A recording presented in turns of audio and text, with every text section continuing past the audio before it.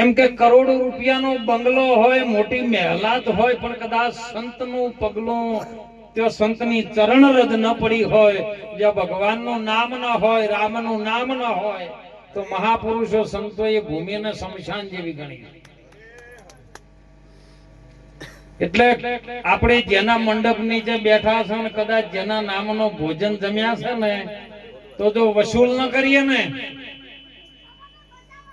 તો પાપના અધિકારી થઈ જાય. આ શાસ્ત્રોમાં છે કે જેના ઘરનું અનાજ ગાધું, જતી સતીના ઘરનો ટુકડો જમ્યા ને, તો જય બોલીને વસૂલ કરવું પડે. અને વસૂલ ના કરો તો પાપ હોયથી લઈને ઘરે જ આપણે. ગુજરાતી ભાષામાં સમજણ પડશે ને? હા, ને કઈ હિન્દી ચાલુ કરો આપણે. એટલે પ્રેમથી આપણે પરમાત્માના નામની જય બોલિયા કરતણી, જેના ભજન કર્યા છે એના નામની. બોલો સદગુરુ ભગવાન કી. ખૂબ સુંદર આજનો અવસર છે ને, આનંદનો અવસર. ખૂબ સુંદર તમામ મહાપુરુષોના નામ લેવરાઈ ગયા છે, એટલે હાથીના પગમાં બધા પગ આવી જાય. કારણ કે જેટલા જેટલા નામ લે એટલો સમય બરબાદ જાય. અને જેના સમયની કિંમત ના હોય ને, એ ભગતને પણ લાયક નથી. સમયને ઓળખવો હોય ને તો સદગુરુ ઓળખાવે, અને સદગુરુ જો ઓળખાવે ને પછી ઓળખાઈને એ રહ ને તો બરોબર છે. પછી ઓળખીને ગોડા થઈ જાય તો મેળાવે એવો ને. ખૂબ સુંદર વાણીનો આનંદ કર્યો છે સાહેબ. પણ આપણે થોડુંક મશીન ઝાટકા જેવું છે. હમણાં અમે પાછળ જતા હતા, મહારાજ એટલે કીધું કે પાછળ ન જતા ને ઝાટકા મશીન ગોઠવેલ. અને મને બના ગોઠામાં ઝાટકા મશીન જ કહે છે. કારણ કે મને ફેર બોલાવો ન બોલાવો આત્મારો મને કોઈ ફરક પડતો નથી. પણ જે કેવું ને સત્ય કેવું. મનોરંજન ઓછું આવશે, આત્મરંજન વધારે આવશે. મનોરંજન બધા કરે, નાચો કૂદો આ બધું છે, પણ સમય પૂરતું. ભગવાનનો થાળ હોય નાચો કૂદો બરાબર છે, પણ સત્સંગની ધારા ચાલતી હોય, કોઈ મહાપુરુષોનો સત્સંગ ચાલતો હોય, તમે નાચવાનું તો એની ધારાનું લક્ષ્ય તૂટી જાય, શબ્દ ઉતરે જ નહીં ભલા.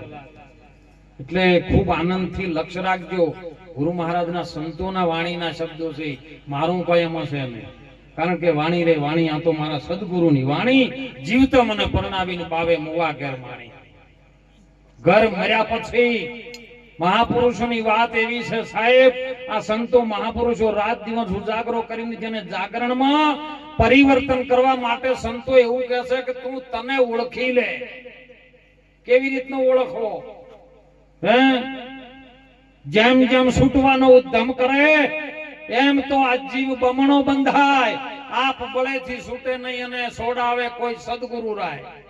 સદગુરુના શબ્દમાં જેની સુરતા લાગી હોય, જેનું લક્ષારથી જીવન બની ગયું હોય, અને સાહેબ ભજનની અંદર સત્સંગની અંદર બેહાને તો ગુરુ મહારાજના વચન ઉપર જેનું લક્ષ્ય હોય, અરે મોઢામાં તલ ન નાખી શકે એવું જેનું લક્ષ્ય લાગી જાય ને, તો આર્યો શબ્દ વરણ તો અમર બનાય. નકર જન્મ મરણના ચક્કર કોઈ મટાડીને તરત વાતમાં નહીં મટે એવા. હજારો જન્મ જતા રહ્યા જીવને, અસંખ્ય માયાનું ધાવણ અને અસંખ્ય અવતારો લીધા, અસંખ્ય જીવાતમાં જન્મ લીધો, અને છેવટે પોત ભૂતોના શરીર મનુષ્યના શરીરમાં આવ્યો છે. હવે જો મનુષ્યના શરીરમાં આ વાતના જો આપણે નહીં સમજીએ ને, તો હવે કયો જાહે કોઈ ખબર નથી. એ તો આશા તો વાસણ સુરતા તે મુકામ, ને પછી આશા તો વાસણ ભાપાત હોય પાછા. છેલ્લી વેળા એ ખબર છે, આ તો વચ્ચે બધો ગપાટો ગમે એમ કરો, પણ છેલ્લી વેળા છેલ્લા ડચકાનો ખેલ, છેલ્લા ડચકાનો ખેલ જાણવો ઘણો મુશ્કેલ. જોઈ લ્યો આ જુગ બંધનની જેલ. પેલા જેલમાં તો કદાચ 20 વર્ષની પડી 20 વર્ષે છૂટી દો, પણ આ તો જુગ બંધન થી પડેલી આ જેલ છે ને, આ જેલમાંથી છૂટવું મહારાજ કાઠું છે. ખૂબ સુંદર માતાજીએ વાણીમાં વાત કર્યું સાહેબ. અને મને પેલું ડેટકાનું હાથનું દ્રષ્ટાંત બહુ ગમ્યું, જોરદાર, મને આનંદ આવ્યો. પણ ઝેર કોઈ હાથથી ન ચડે, ઝેર કોઈ ડેટકાથી ન ચડે. આ તો કોઈ ગાદીનું ચડ્યું છે, કોઈને વળી ફૂલ પહેરવાના હારનું ચડ્યું છે, કોઈને સત્સંગનું ચડ્યું છે, કોઈને ગાવાનું ચડ્યું છે. ઝેર કોઈ એક પ્રકાર નહીં આવતો. હવે કયું ઝેર આપણને ચડ્યું છે આ તો આપણને ખબર હોવી જોઈએ ને. અને જો હીર્યું ના ઉતારે ને તો બધી મેળ પડે એવો મેળ પાડવા માટે આયા છો હોય સદગુરુના વચન સાથે મેળ પડી જાય ને આપણો હે આપણી સુરતા કુંવારી ભમે છે ને સાહેબ જો વચનમાં લાગી જાય ને મેળ પડી જાય તો સમજો જન્મો જન્મનું ચક્કર મટી જાય નહીતર મટે એવું નથી. અરે કેટલાય ભમીને સાહેબ અવતાર લઈ લીધા પણ તોય આર્યું મટ્યું નહીં. આ તો કોક સદગુરુ ચરણે જઈને સદગુરુ મહારાજ પાસે આપણે જઈએ ને એટલે ગુરુ મહારાજ આપણને પેલા તો એમ કે ભાઈ તારે શું કામ આપવું પડ્યું છે બોલો. એટલે આપણે કહીએ કે મારો ઉદ્ધાર કરવો છે. નહીતર ઘણા બાપુ એમ જ કહેતા કે બાપુ અમારે તો એક ગાડીની બે ગાડીઓ છે સારું ઘરે છોકરા નહીં માથે હાથ મેલો ધંધામ કોઈ હમું આવતું નહીં. આવી બધી બળતરો લઈને આવતા ને તો ગુરુ મહારાજ જોડે આવતા નહીં. તમારો ઉદ્ધાર કરવો હોય પોતાનો અને આત્માનો ઉદ્ધાર થાય સાહેબ જ્યારે આત્મ તત્વ આપણને સમજાય ત્યારે. ગુરુ મહારાજના ચરણે જઈને આપણે તન મન ધન સુંદર વાત કરી હતી મહારાજે કે તન મન અને ધન અને શીશ સમર્પિત કરવું જોઈએ. શીશ કોને સમર્પિત કર્યું? જલારોને કર્યું ને. ભાવો આવ્યો તો સાહેબ જોગી બનીને દાળ ને રોટલો જ જમાડતા હતા અને આઈને કીધું કે મારે હરિહર કરવું છે પંગજમાં મારે જમવા બેહવું છે. એટલે કીધું કે બાપુ જમો આ તો ગુરુ મહારાજ નું છે અને મારાથી થાય એનું સેવા કરી રહ્યો છે કે એવું નથી જમ્યા પછી મારે દક્ષિણા જોવું છે. બોલ તારા આપવાની તાકાત હોય તો મને જમવા બેહારી ન કરેવાય દો કે બાપુ ગુરુ મહારાજ નું છે હું દક્ષિણા મારી કેપેસિટીમાં મારી હદમાં આવતી છે હું આપી દે કે તારી હદમાં છે ઈ જ માજો હું બીજી માજો. અને જમવા બેઠા ને હરિહર કર્યા બધાએ જે આલી દક્ષિણા લઈ લઈને ચાલતા. અને જ્યારે ગુરુ મહારાજ બાવલીઓ જ્યારે લાઈનમાં ઉભો છે કે બાપા બોલો કે શરીર થાક્યું છે જોડેને દંડો ઉપાડીને સેવા કરે એવું કોઈ છે નહીં. આપી શકે તો દક્ષિણામ તારી વીરબાઈ મનાલ. બોલો આરી ઝેર આપણે ઉતાર્યું છે જો માથું આપ્યું હોય તારી નહીં. આ તો હમણાં ગાદી પર બેઠા હોય તો આમ કરે ને તો આમ રૂવાટા હત્યાર થઈ જાય આપણો મફતમાં નથી મળે એવું આવ્યું. અને સાહેબ વાર નથી કરી એની કહો તરત વીરબાઈ પૂછ્યું વીરબાઈ કે તમારી આજ્ઞાનું પાલન કરવું ને એ મારો ધર્મ છે. જો પોતપોતાના ધર્મની ખબર હોવી જોઈએ. જાડેજાને તોરલે એ જ કીધું હતું ને કે જાડેજા પાપ તારો પ્રકાશી લે ધર્મ તારો સંભાળી લે. તારો પોતાનો ધર્મ શું છે હાલ આપણે ઓગળી અત્યારે કરીને બતાવજો કે આપણો ધર્મ શું છે. બોલો ભૂલ્યા તક નહીં ભૂલ્યા.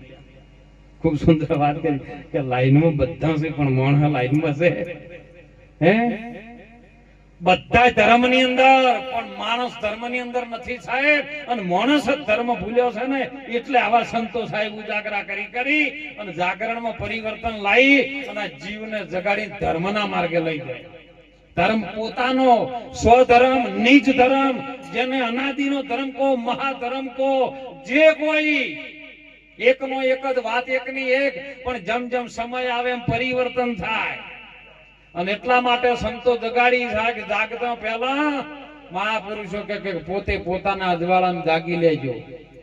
અરે અંતર ના અજવાળ હે અને યજ્ઞમાં ઘરે તમે આવો રે હે જીવોજી અને તમે કરી લ્યો આત્માની ઓળખાણ્યો મારા વીરા.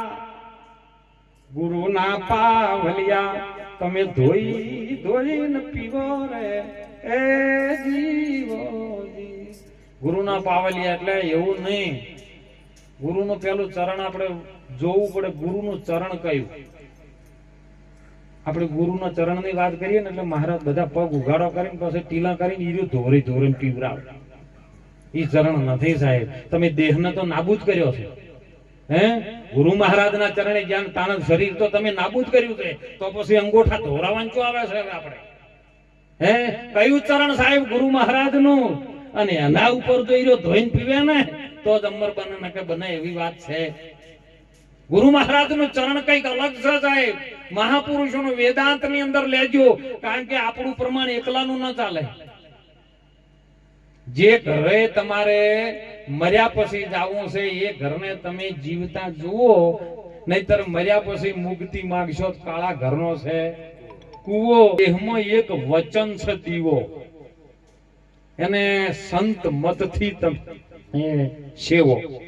સંતોનું મત બોલતું હોય એની અંદર કે હા સંતોનું પ્રમાણ આમાં છે, વેદોમાં એનું પ્રમાણ છે, અને તમારું પ્રમાણ આવે ને મોય ત્રણેયનો તાર લાગી જાય ને પછી અમારા સદારામ બાપા બનાસકાંઠાની અંદર સાહેબ ઓલિયા પુરુષ એ બોલ્યા કે ત્રિવેણીના ઘાટે રે પછી જેની સુરતાઓ લહેરાલી છે સોમળિયાની સાથે રે પછી અનુભવની વાત. અનુભવ આવે ને તમારી અંદરથી આવે, બીજે જોઈથી ન આવે, કોઈ ન આપી શકે. અત્યારે તો ને કઈ મોબાઈલમાં ઘણું નીકળી ગયું મહારાજ. મોબાઈલમાં તમે ગમે બનાવો ને એટલે મોબાઈલમાં કહો ભાઈ હુખડી બનાવી છે એટલે યુટ્યુબમાં દાખલ કરો એટલે તરત જ યુટ્યુબ વાળો શીખવાડવાનું ચાલુ કરે. ભાઈ ગેસ ધીમો ચાલુ કરો, અગ્નિ ધીમી ધીમી રાખો, ઉપર કડાઈ મૂકો, એની અંદર ઘી નાખો, એની અંદર ગોળ નાખો, એની અંદર થોડોક લોટ નાખો આટો, અને પછી એને ધીમું ધીમું તપાવો. હવે માતરનો પાહ જેટલો કરવાનો બોલાઈ રહ્યો કે આ માતરનો જે બનાવવાનો હુખડીનો એનો પાહ આકરો કરવો, પોચો કરવો, એ તો તમારે અનુભવ કરવો પડે ને. એ અનુભવ તમારી અંદરથી આવે, અને અનુભવી કોઈ આવો રે અનુભવ કરવા સાચો શબ્દ ગોતી લાવો. આજ સત્સંગ કરવા હે આપમાંથી તાણી તાણીને મેં ખેંચ્યું પાણી, મટકીમાં ભર્યું પાણી, અને પીવા જાતા હું પીવાની રે. અનુભવ કરવા સાચો શબ્દ ગોતી લાવો. આજ સત્સંગ કરવા. સત્સંગ એટલે સંતોના સત્સંગનો સત્ય સ્વરૂપનો જેને સંગ થઈ જાય એનું નામ સત્સંગ. અને સત્સંગ એક જ વખત થાય હો, પછી વારા ઘડીએ કરીએ ને એ બધું પ્રવચન. એક જ વખત ગુરુ મહારાજના ચરણે જઈએ ને એટલે સત્સંગ થઈ જાય, અને પછી કરવો ન પડે. એટલે ખૂબ જાગજો. હું તો કઉ છું આવા સંતો જગાડી રાત દિવસ મહેનત કરે સાહેબ. હે કેમ કરે છે કે કોઈ આ સંસાર રૂપી હાલો હળગ્યો છે, સંસાર રૂપી મોટી માયા જાળ છે, અને એની અંદર દરેક સળગી રહ્યું છે. આધિવાધીની ઉપાધિની જેને આગ લાગી છે ને એમાં હર કોઈ જીવ આની અંદર બળીને ભસ્મ થઈ રહ્યો છે સાહેબ. કોઈ સંતો મહાપુરુષો કદાચ આમાંથી ખેંચી ખેંચીને બહાર લાવે ને અને બચી જાય હો.